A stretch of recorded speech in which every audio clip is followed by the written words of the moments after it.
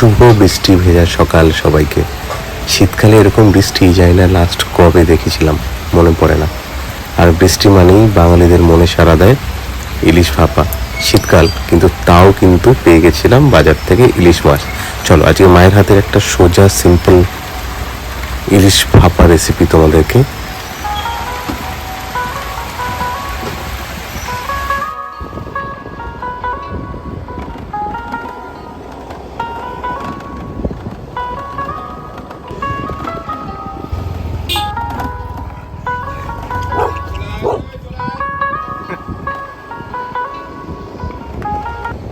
বাজারে পৌঁছেই পেয়ে গেছিলাম ইলিশ। এই যে দেখো, এই দুটো ইলিশের মধ্যে বেছে একটা ইলিশ কিন্তু নিয়ে এসেছিলাম ভালোভাবে কাটিয়ে।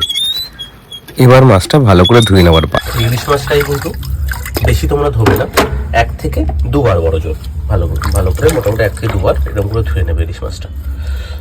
একটা ইলিশ মাছে কিন্তু ভালো গন্ধ আছে।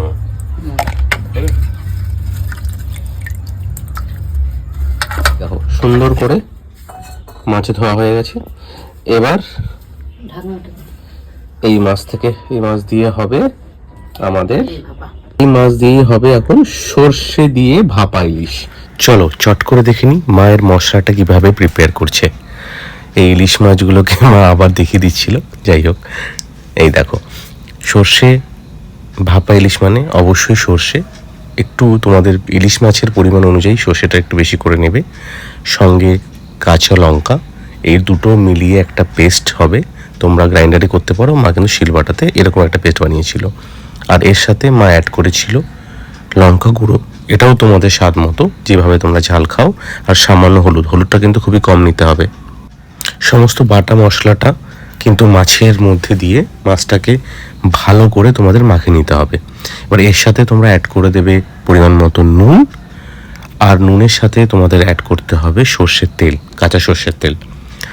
আর এর সাথে কাঁচা সর্ষের তেলের সাথে অ্যাড হয়ে যাবে সামান্য পরিমাণে জল, সামান্য থেকে একটু বেশি পরিমাণে জল। কারণ এই যেটা মিশ্রণটা তৈরি হচ্ছে, এই মিশ্রণের পরে কিন্তু আর কিছু এর মধ্যে অ্যাড হবে না। এই পরিমাণ মতো জল, তেল, মশলার সাথেই কিন্তু মাছটা ধীরে ধীরে ভাপিয়ে রান্না হবে আর কি। এই সর্ষের মধ্যেই মাছটা প্রপারলি হবে, কুক হবে। তাই সেরকম পরিমাণ মতো জল ঢেলে সোজা কিন্তু তোমরা ওভেনে মাছটাকে বসিয়ে দেবে।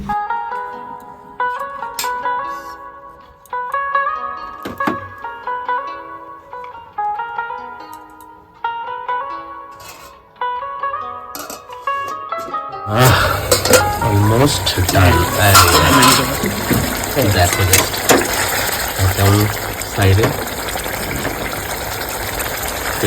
দেখো পূর্ব লাগছে, গন্ধটা যা লাগছিল তোমরা না অনুভব করলে বুঝতে পারবে না। এত সুন্দর গন্ধ বেরিয়েছিল মাছটা থেকে।